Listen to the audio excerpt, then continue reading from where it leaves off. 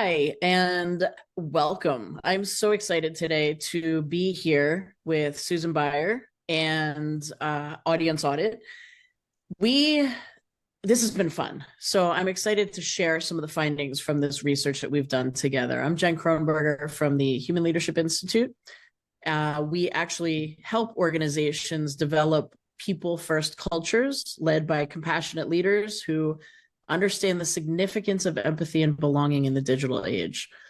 Our mission really is to cultivate this culture of empathy, trust, and collaboration in the workplace. And our work is based on this proprietary idea that we've come together with called B.R.A.V.E. Human Leadership. B.R.A.V.E. is a model that we really fully tailor to your organization based on what you need, not on a cookie cutter training that misses the mark, which we've seen. B.R.A.V.E. stands for belonging, resilience, authenticity, vulnerability, and empathy. While we were putting these concepts together over the last few years, we really wanted to understand how these pillars show up in the leadership behaviors of the people that we talk to every day. So we partnered with Susan and Ron and the team over at Audience Audit to help us really hone in on the answers and the information that we really wanted to get. We knew going into this, there was an opportunity that we'd be proven wrong on our approach, right? That, to us, it was something worth exploring if there was something we were missing or if we were on the right path. So Susan, I'd love for you to introduce yourself and maybe just mention the work that we've done together. Yeah, thanks, Jen. I'm Susan Baier. I run a research agency called Audience Audit. We do quantitative research to help experts like Jen test and understand and share insights that'll help the people that they are working to serve. So I loved this study because I think it really explored some aspects of leadership that I haven't seen tested before. The B.R.A.V.E. model is really interesting to me when I learned about it. And so I think one of the goals of the research, as you said, Jed, was sort of test that model and see the extent to which that's really what we're seeing where the rubber hits the road with leaders. We collected a ton of data. Again, it's a quantitative study. It's statistically reliable. So even statisticians have trouble saying that. And it covers a huge range of topics. I mean, it's just a fire hose of information. So we're not covering all of that today, but we are covering, I think, some of the really fundamental things that can already start people thinking maybe a little differently about their leadership and their organization and their own maybe style and where there are opportunities to improve. So I'm super excited about sharing some of these results because they've been impactful for me. Awesome. So one of the things, as you know, Jen, that's unique about the research we did is that it's not only collecting information about these leaders that we surveyed in terms of how long they've been in their job and what their industry is and the kinds of activities that are happening in their organizations, but we really wanted to understand what their mindset was around leadership and what leaders should be. You and I didn't sit down one day and decide what these buckets were going to be, right, or how many there were, or what was going to define them, right? The research does that organically. Basically, the respondents told us what this landscape looks like. Which was amazing. Statistically. Love that. Yeah, it's like a box of chocolates. You don't know what you're going to get. But, right. But what we got is 4 segments, 4 quadrants, that each represent a really different mindset around leadership. So you could see them here: outcome-oriented, relational, constrained, emotionally oriented. We're going to talk about each one of those in detail, but this is the landscape that leaders are in. And I think it's helpful. It was helpful for me to sort of maybe think about where I am in this this landscape. So let's talk about them one by one, so our viewers can sort of understand the difference between them. So constrained leaders are sort of having a tough time. They are looking for more support from their organization to be a better leader. They sort of feel like islands. They're figuring it out the best they can. And it doesn't really matter whether they've been a leader for a long time or they're pretty new to it, but they're really relying on authority, command, influence, even sort of manipulation at times to try to get the best out of their people. Because I think they maybe just haven't learned another way. They're probably just learning the way somebody was a leader to them. And those are the ways that they think leadership manifests at its best. So your perspective is, I know that they can learn some tricks of the trade and some tools that can actually make their leadership more effective, right? Absolutely. Yeah. Yeah. And we've seen these people. I mean, this was the biggest group, right? This was the most that we saw across the board really fit into this category. And I'm, which totally makes sense because we see this out in our everyday lives, and we see a lot of situations where people are feeling like they don't have the support, and they feel that they can't do certain things on their own without having the support of the leadership, or they feel like they don't have the resources, or there's a whole long list of things I think that kind of fall into that. Yeah. And we've seen that there's an opportunity here for this group of people to learn to do it differently, and to be more effective as a leader. Yeah. So to your point, this is 32%, Wow. almost a third of the leaders in the study, which, I mean, if this resonates with you, it's not surprising, because chances are we've all had a leader like this in our career, and maybe we are a leader like this because we haven't learned another way. So the good news is things can get better, but there are a lot of people who are sort of stuck in this place in terms of not maybe having the education around leadership that they need, and also being in an organization that isn't really providing a lot of support and training for them. Yeah. So that's group one. That's the constraint. So let's talk about emotionally oriented leaders. This is 23% of our group. These folks are they're empathetic. They care about people. They're curious about people, and they really focus on how the people they are leading see them. They want to be good leaders, and they're looking for that reflection back, right, from their team to say, you're a good leader. So they believe in empathy. They think that's really important. They lead with that. They lead with feeling. But you think that some of this is a confidence issue for them. It's hindering them from being a really terrific leader. Talk about that for a second. So I think a lot of times, and some of this comes from my master's degree in sports and human performance psychology, right? This lends itself to the understanding of where confidence comes from and how we lose it. So often I would see people in the performance realm focused on how other people viewed them, or worse yet, how we think someone else thinks about us, right? Yeah. And that in and of itself is kind of this game we play. That we're so focused on what other people think and how other people feel about us and the job we're doing, that we're taking away from the ability to actually step into that leadership role and to be effective as a leader by finding that place within ourselves. In my master's program, in my studying of what confidence really was about, I recognized that confidence comes from two places: past performance and preparation. The lack of confidence also comes from those two places. I was going to say, past performance and lack of preparation, right? So we can notice both of those things are within our control. These aren't things that are up to someone else. These are up to us. Yeah. And I think if we focus there and let go of what we think other people are thinking about us, we can actually focus on the right behaviors and the right mindset. Yeah. And chances are the people we're leading don't have any better idea of what makes a great leader than we do. That's right. You know what I mean? So they may be reflecting stuff back to us that really isn't what the leadership is about.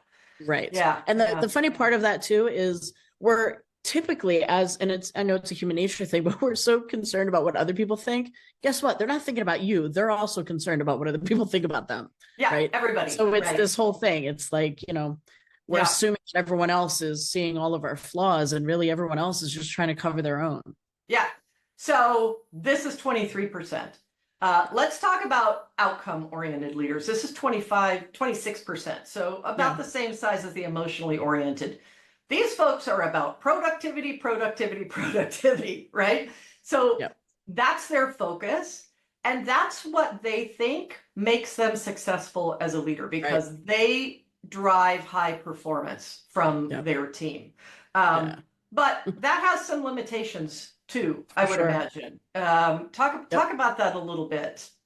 Yeah. So, there are many times, and I can think of so many different examples, both from sports and from the corporate world, of dealing with people like this. They are results driven.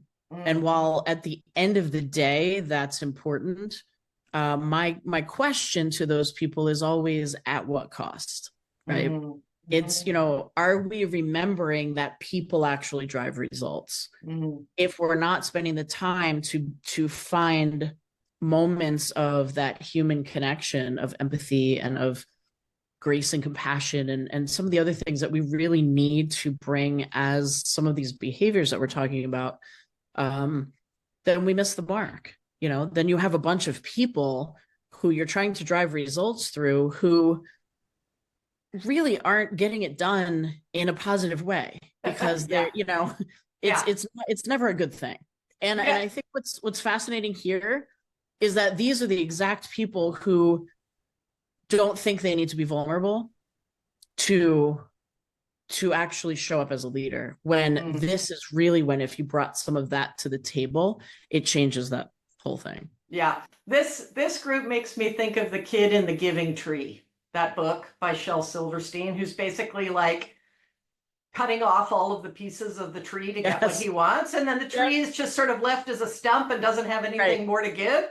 That's right. That's what I think about with this outcome-oriented leaders. Like, it's productive for a while, but at some point you lose the ability to squeeze anything out of someone, because they're not getting anything in return, and you're not really seeing them as a whole entity. Yeah. That's right. Interesting. So that's 26%. We've probably all had somebody like that too. And finally, relational leaders. And this is the one that is most aligned with what you teach about leadership, right?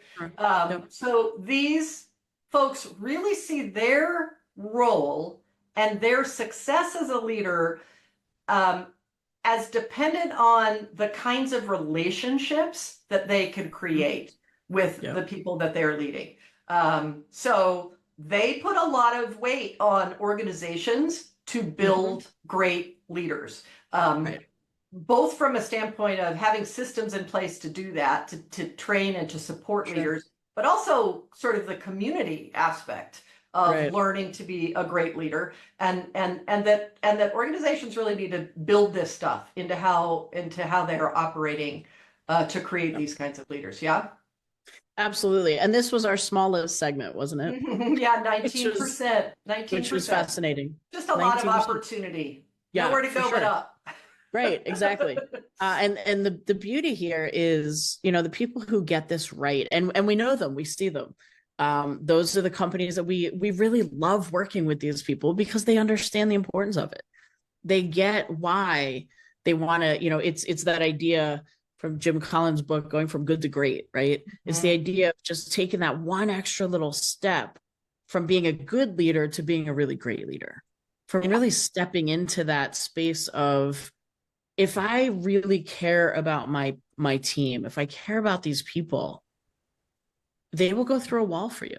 I mean, that's been proven. We've seen it. We've seen it on the, in sports. You see, on paper, there's one team that's usually better than the other, right?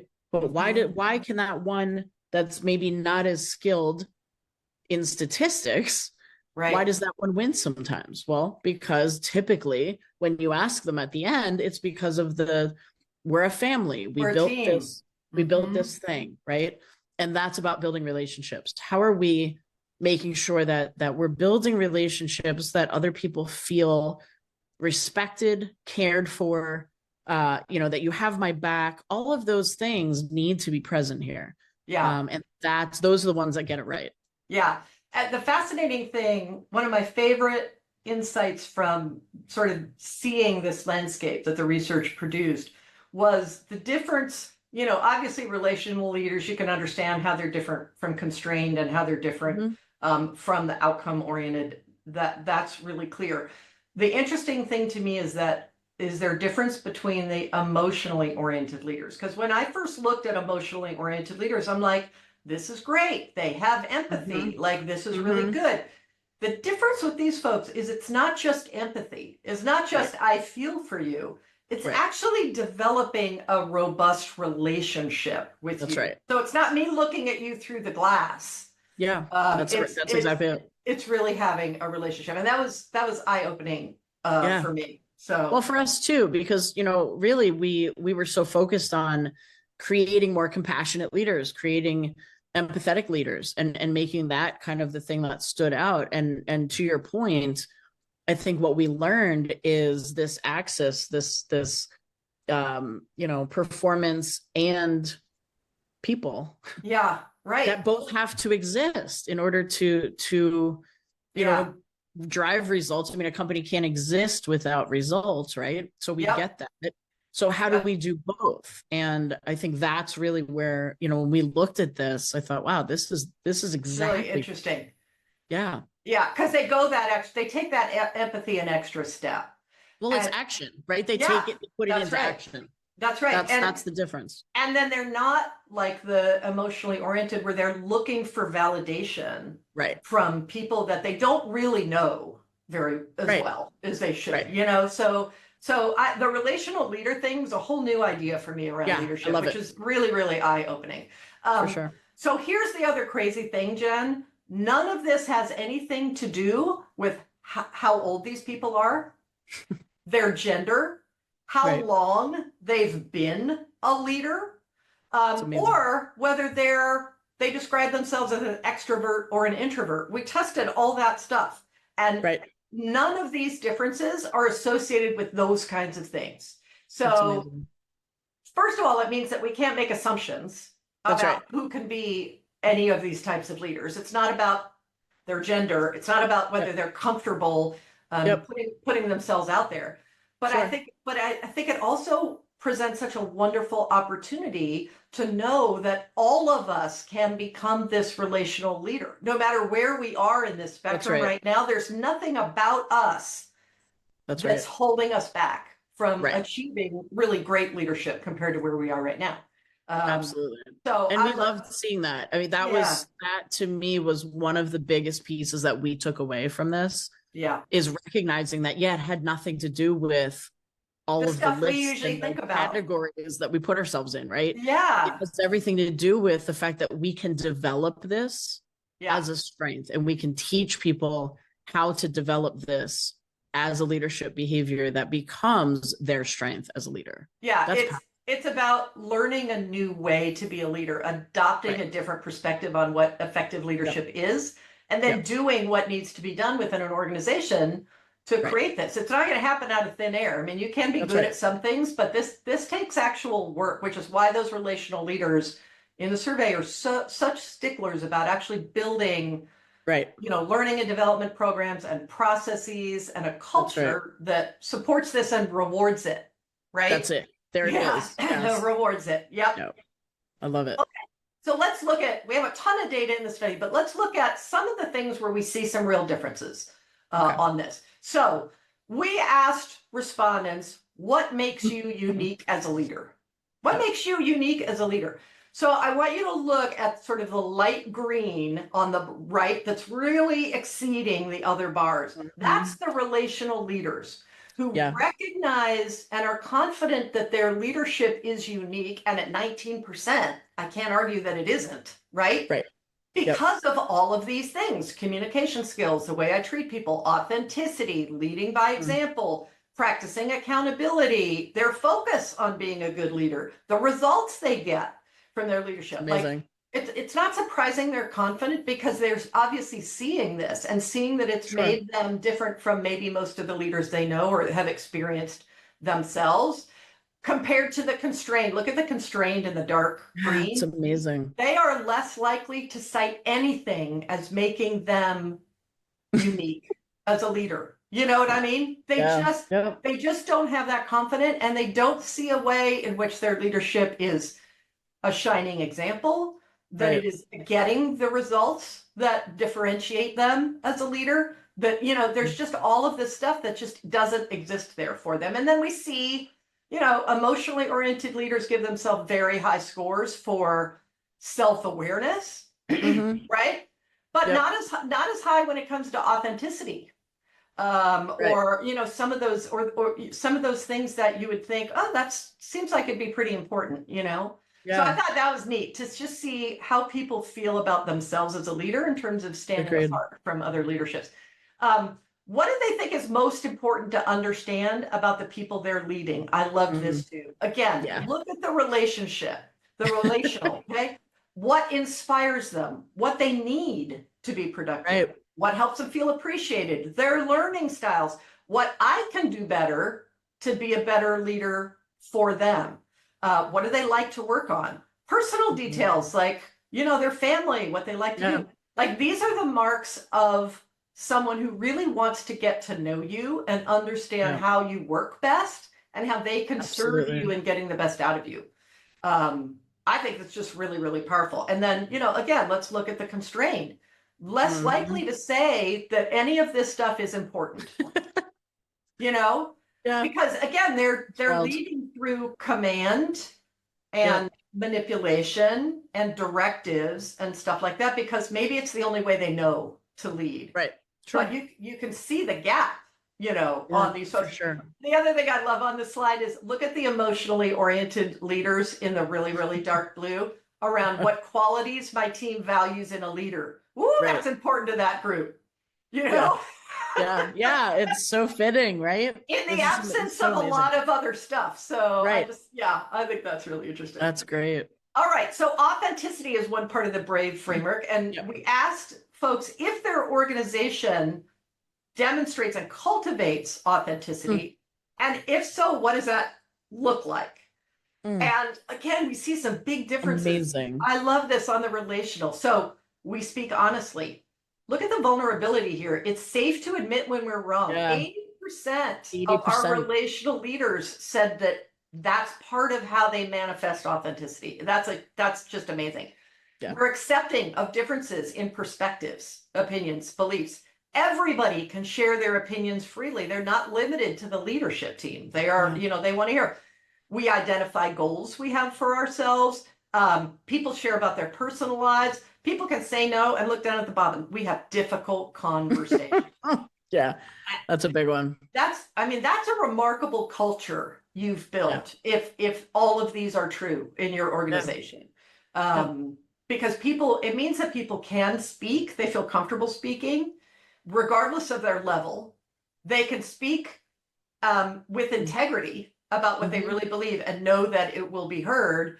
And they can talk about things even if somebody made a big mistake, or I really disagree with you and we need to talk about that. Like that's Yep. what a wonderful. And again, look at the constrained who are our most struggling leaders in this space. And Yeah. we have difficult conversations. 14% of them 14.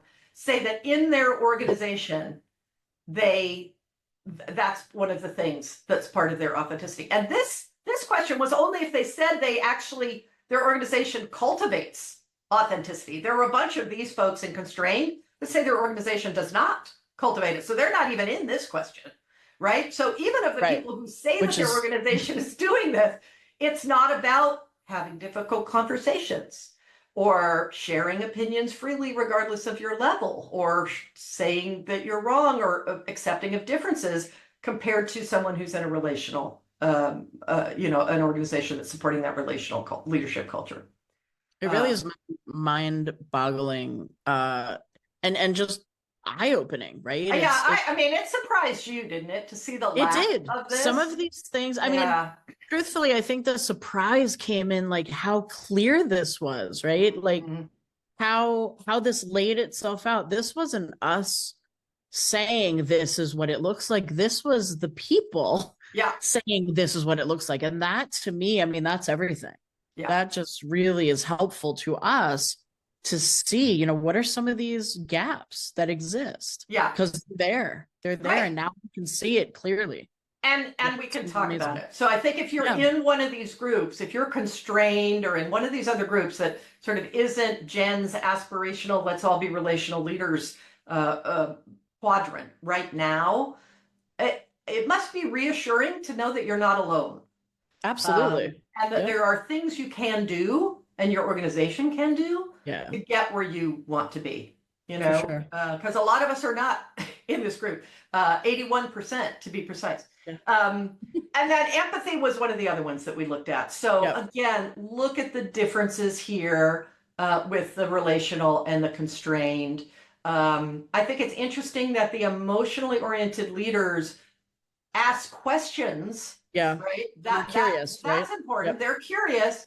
But when it comes to active listening, when it comes to checking in with people, when it comes to, Yeah, the relational still largely lead the way with respect to sure. this. And the poor constrained folks are just really having a tough time. So Yeah. empathy, even if it's Amazing. manifesting, even if their organization's trying to do it, Yeah. they have a ways to go, I think, to Yeah. really build that in. So talk Amazing. a little bit, how do you think that leaders in organizations can use this? And I know we've got a lot more of the research that people are going to be able to see and Sure. that you're going to be able to talk about and be able to explore the data themselves and stuff. But Hmm.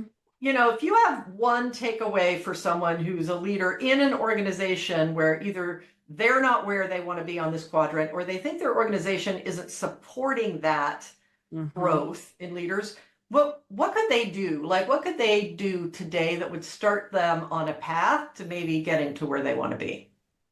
So, I mean, I think the first step is understanding that this Mm, exists, right? It's yeah, always awareness. I can't change anything if I don't know about it. yeah, And so, really understanding, being able to look at this data and understand what it's saying, what it's telling us. yeah. We've kind of put together a little quiz to see where do you fall on this, Mm-hmm, mm-hmm. which is so fascinating to see. Am I in that quadrant, or where do I fall where are my gaps? Where can Right. I work hard to get there? Because it really makes a difference, right, in what you need to do next based on Absolutely. where you are. Yeah. Like, you can't treat leaders as if they're all in the same boat and they all Right. have the same perspective and support systems and they all even believe the same thing about Sure. what makes an effective leader. Like, you That's just right. can't treat them all the same because there is this really Yeah. broad difference in how they view Sure. things. Yeah.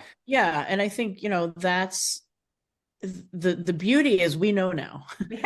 And Right. what we've put together with our Brave Human Leadership Framework, between, we have a course, we have a membership, we have certifications, we have workshops, and I mean, all the things that could help develop these skills and behaviors. We're doing them. Yeah, yeah, that's awesome. Do the percentages that you see of these segments in the research align with what you see when you're working with organizations? Yeah. Yeah, They yeah, really do. They really yeah, do. And yeah. and it's interesting to see. It's helpful for us to understand that and Hmm. to see where people are coming from and what those experiences are. Yeah, And how we can help navigate through some of that, and to okay. again have the awareness around, hey, this is where I am. This is not where I have to stay. Yeah, That's the best part, right? It's I now love that. recognized that we can create this path forward for you to help you get to that relational space if you're not there now. And if Yeah. you are there, how do you also help teach other people how to be there? Right, Right? because the other question is Help your team. how do you get your organization embracing Right. this and That's right. implementing stuff that can help the leaders Yeah. throughout the organization Right. on the path to what they need to do, right? Because there's only so much you can do if you're in an organization Sure. that's not doing a good job at that, That's I would right. imagine. So, all right, But I so think go ahead.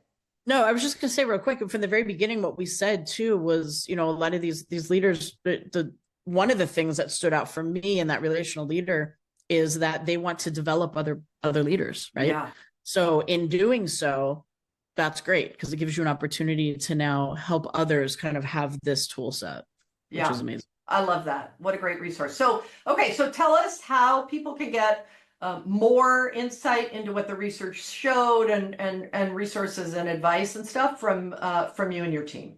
Absolutely. So the website is the HLI.com, Human Leadership Institute.